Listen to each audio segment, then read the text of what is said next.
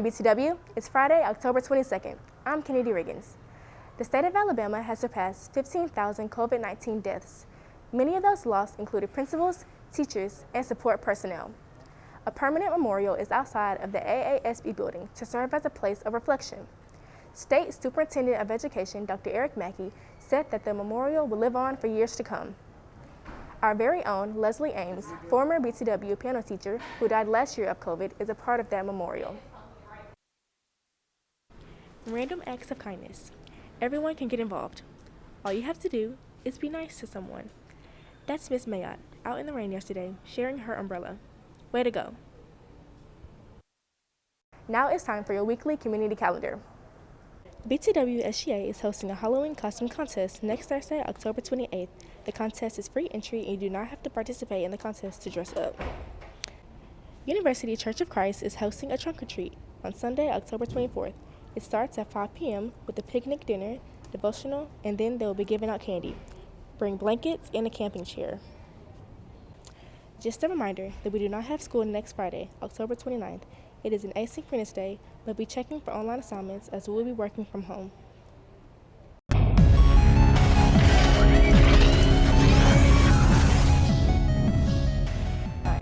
Hello, Yellow Jackets. Welcome to sports. We have a lot for you today, so let's get started.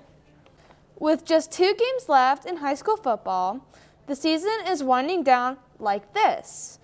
After a win over Park Crossing last week, Lee is currently ranked 3rd in 6A Region 2. They travel to Valley tonight. Lanier is in Eufaula. They remain in 6th place in 6A Region 2. The 4th place Wolverines of Carver travel to Opelika.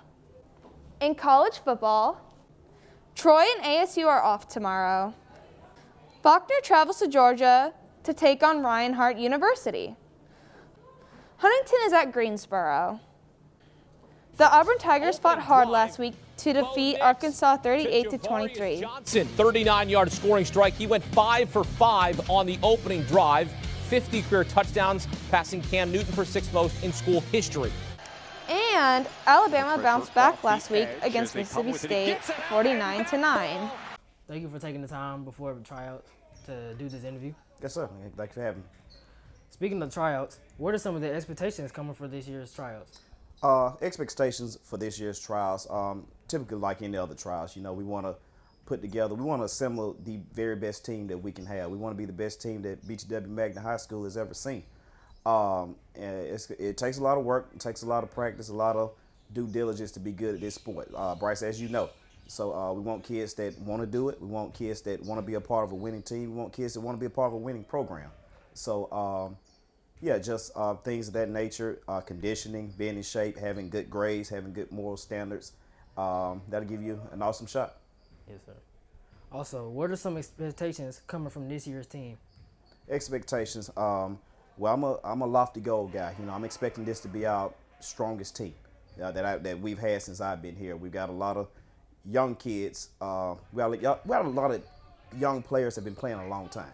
So Bryce and yourself, along with Javon and Pearson, you guys have been playing this game as 9th graders, 10th graders, and now you're going to junior year. So you guys are finally getting to play some kids your age, instead of, playing against a lot of older kids, though. So we're expecting to be very good. We're expecting to be very competitive. We're in an awesome league. We have a really good area. LAMP is a good program. ACA is a good program, but we feel like we're a good program as well. So we want to win the area, of course. It's going to be an uphill battle, but I think we've got a bunch of guys that are up for the challenge. How do you think the new facility that we're going to get next year is going to affect the team? Well, I'm overjoyed. Finally to have a true place to call home.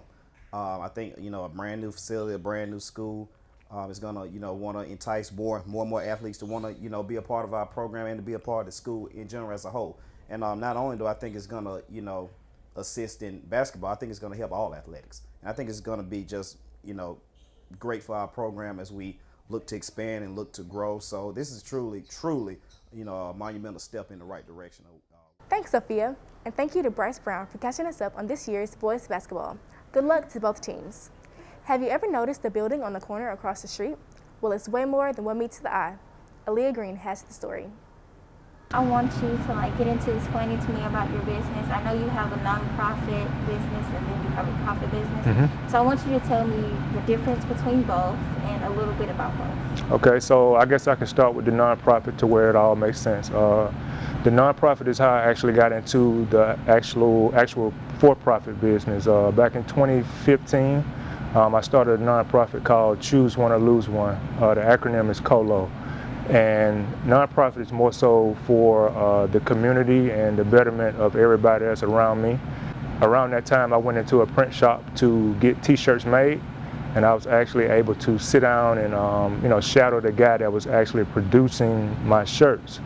Over time, I was able to learn how to do it, and it turned into me actually starting my own business probably 2 years later. And here we are now, 5-6 years later, I have my own space to where I can, provide prints for everybody. What's your motivation to come to work every day and just be like, it's game time? Oh, yes. So that's definitely, what a lot of people don't understand about entrepreneurship is you have to be self-motivated. Usually it's people, to be honest with you. I'm not sure if I can explain that, but a lot of times it's just conversation and then having somebody that may come in just wanting to start their own brand and helping them bring that to life is something that inspires me more than just one common thing. It's a lot of people out there that I know about are becoming entrepreneurs and want to be their own boss. So what would be their advice? Ooh, how much time you got? Keeping faith, staying focused on the task at hand, and not being afraid to ask questions. Research is key, and just paying attention to what's going on around with you in regards to whatever it is that you're doing. Don't try to keep up with the person that's next to you in a sense to where you kind of lose track of what you're doing and where you're trying to get. And it's October, there's not celebrating but showing respect towards people who have breast cancer. So I want to know what's the inspiration behind this specific design of yours? Okay, so as far as this actual design, I was just, on the computer one night and just piecing together stuff, and I seen that phrase, and then of course the boxing gloves, was something centered around the fight. But, just breast cancer in general, I've met a lot of people over the years that, have battled it. Some, have, beat it, and some didn't. So it's definitely something that's, close to my heart that, I try to support every year. We leave you this morning with a video from Westside Restoration Corporation, which features BTW's Kendall Williams as a camp counselor. See you next week. Blow the whistle.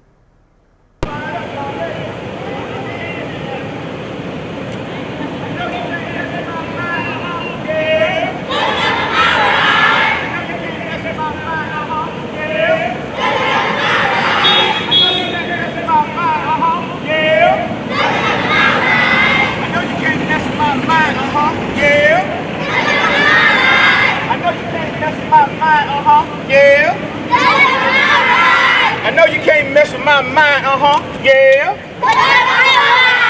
I know you can't mess with my mind, yeah. I know you can't mess with my mind, yeah. I know you can't mess with my mind, yeah. I know you can't mess with my mind, yeah. Yeah.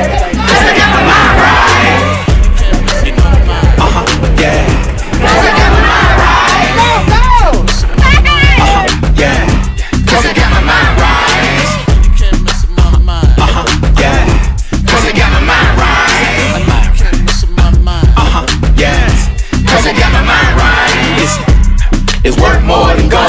I'm making A's and B's on the honor roll. But you laugh at me cause I'm using my brain. And you laugh at me and you call me a name. But I laugh at you cause I'm doing my thing. I'm the king of the game like LeBron James. I'm the king of the game like